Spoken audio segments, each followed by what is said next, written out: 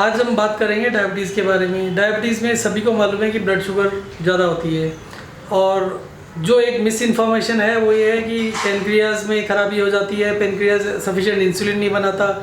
कुछ ये भी स्टेटमेंट आता है कि सेल्स इंसुलिन इनसेंसिटिव हो जाते हैं, जिसकी वजह से सेल्स इंसुलिन नहीं लेते हैं और शुगर नहीं जाती है, और शुगर जो होती है वो सिर्फ इंसुलिन के साथ ही सेल्स में जाती है, और शुगर का सेल्स में होना जरूरी है। पर एक चीज़ जो सबसे कॉमन है, जो कि पब्लिक नॉलेज में नहीं है बट साइंटिफिक कम्युनिटी मानती है, कि ब्लड शुगर का मतलब है, डायबिटीज़ का मतलब है कि ब्लड में शुगर ज़्यादा हो जाती है। नॉर्मल शुगर जो फास्टिंग की शुगर बोलते हैं वो 60 से 100 होती है, और जो खाने के बाद होती है वो 100 से 140 तक होती है। ये नॉर्मल शुगर लेवल्स हैं।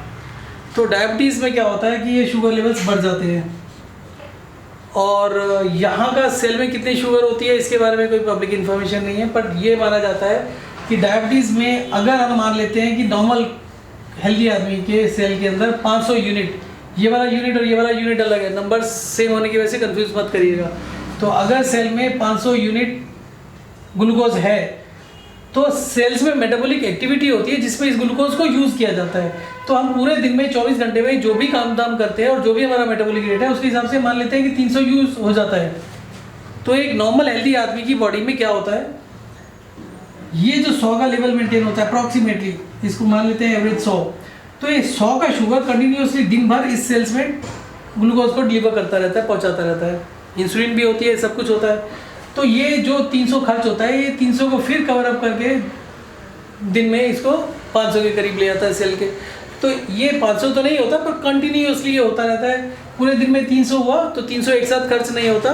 मान लीजिए 5 यूनिट खर्च हुआ तो 5 यूनिट कवर अप कर दिया। तो अगर हम मान लेते हैं कि टोटल 300 वैसे खर्च होता है, तो 24 घंटे में कंटिन्यूसली जो ब्लड है वहाँ पर 300 यूनिट सप्लाई करता रहेगा इंसुलिन ग्लूकोज का।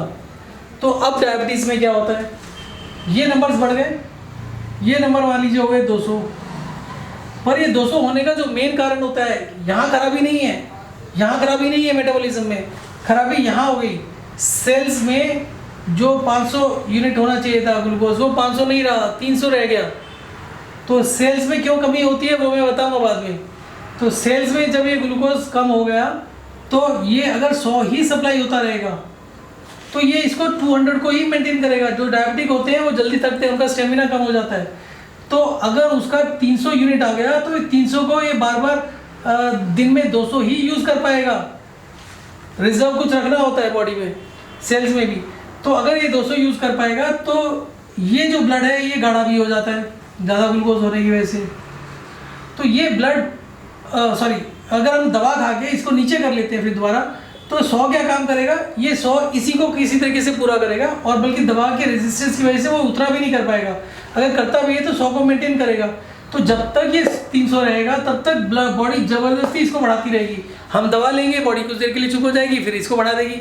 हम दवा का डोज बढ़ाते रहेंगे और ये और बढ़ता रहेगा, क्योंकि ये बॉडी की मिनिमम रिक्वायरमेंट है। यहाँ पर इतना इंसुलिन, इतना ग्लूकोज पहुँचना चाहिए। तो इसको ठीक करने के लिए क्या चाहिए हमें, कि हम ग्लूकोज जब ये बढ़ता है ब्लड शुगर, इसको बढ़ने दें। अगर ये बढ़ेगा तभी तो ये ठीक होगा। अगर ये 300 है और हम चाहते हैं कि ये दोबारा से 500 हो जाए, और जब 500 होगा तभी हम ठीक होंगे, उससे पहले ठीक ही नहीं हो सकते। ये तो बॉडी का डिफेंस मैकेनिज्म है कि जब ये कम हो जाता है तो बॉडी अपने आप से लीवर के थ्रू छोड़ने लगती है। ये कोई पेनक्रियाज का रोल नहीं होता है, ये लीवर से छोड़ने लगती है। मसल्स हमारे खत्म होने लगते हैं, मसल्स में जो सेल्स होते हैं उसका ब्रेक डाउन करके उसकी जो शुगर होती है उसको लीवर में लेकर उसको यहाँ सप्लाई किया जाता है।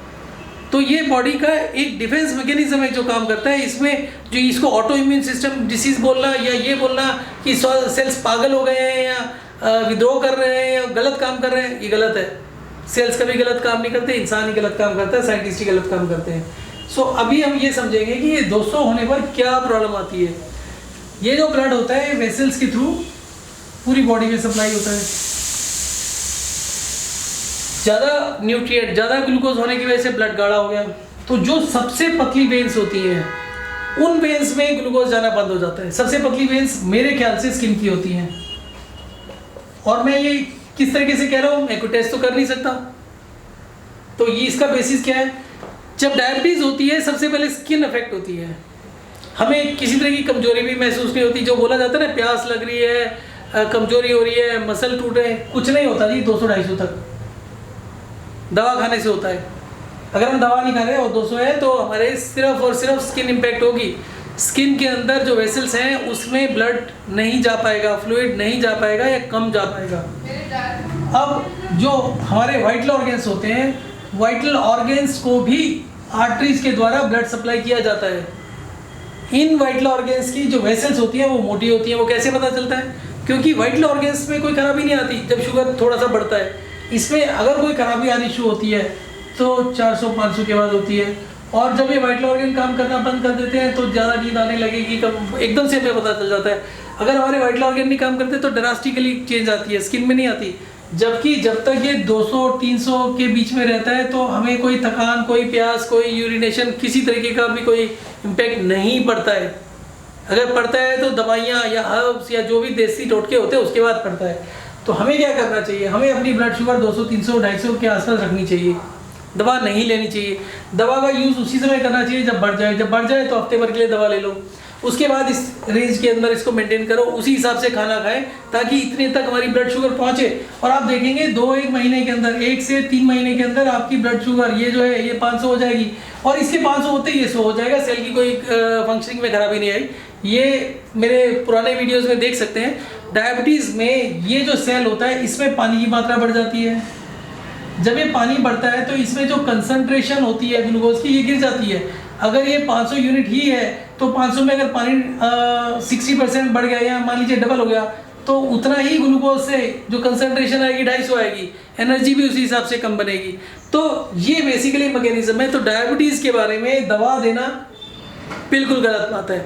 दवा देने के अलावा जो यहाँ पर पानी बढ़ रहा है उसका पानी बढ़ने का तरीके को कंट्रोल करने के लिए one cure for all disease, जिसमें हम पानी को वेरी करते रहते हैं, कम ज़्यादा करते रहते हैं, जिससे ना तो हमारी बॉडी को डिहाइड्रेशन फेस करना पड़े और ना ही हमारे सेल्स में एक्सेस फ्लूइड हो। और उसके अलावा वॉक एंड रेस्ट है। वॉक एंड रेस्ट से भी सेल्स में एक्स्ट्रा फ्लूइड निकलता है, मेटाबॉलिक रेट बढ़ता है, जो भी तोड़फोड़ होती है वो सारा का सारा टॉक्सिन्स बाहर हो जाता है यूरिन के थ्रू। तो ये जो वॉक एंड रेस्ट और हाइड्रेशन डिहाइड्रेशन है ये किसी भी डायबिटिक मरीज को परफेक्टली ठीक करने के लिए, अभी तक तो टाइप 2 पर तो एक्सपेरिमेंट्स हो चुके हैं, कुछ लोग ठीक हो चुके हैं। उनका अब खाने से पहले जो शुगर आता है 70-80 के बीच में आ रहा है और खाने के बाद में हम चेक नहीं करते। दूसरी चीज़, फास्टिंग शुगर और पीपी शुगर चेक करना एकदम फ्रॉड है, कभी भी भूल के भी मत करिए। अगर आपका खाने के बाद में 250-300 जा रहा है और अगला खाना खाने से पहले वो 150 आता है या 125 आ जाता है, 100 आता है या 70 आता है, इसका मतलब क्या है कि जितनी भी आपकी हाई शुगर थी वो सारी की सारी आपके सेल्स में डिलीवर होगी। जब सेल्स में ज़्यादा से ज़्यादा शुगर डिलीवर होगी, आपकी 300 थी और अगला खाना खाने से पहले वो आ गई करीब 120, तो इसका मतलब है कि 180 शुगर तो डिलीवर हो गई। तो अगर हमें 100 की रफ्तार से डिलीवर करने की जगह हम 180 की रफ्तार से डिलीवर करेंगे तो ये शॉर्टेज जल्दी से पूरी हो जाएगी, बात खत्म हो जाएगी। Thank you for watching this video. Diabetes के मेरे इस वीडियो को ज़्यादा से ज़्यादा लोगों को शेयर करो और डायबिटीज़ का नामो निशान मिटा दो इस दुनिया से। Thank you. Thank you again.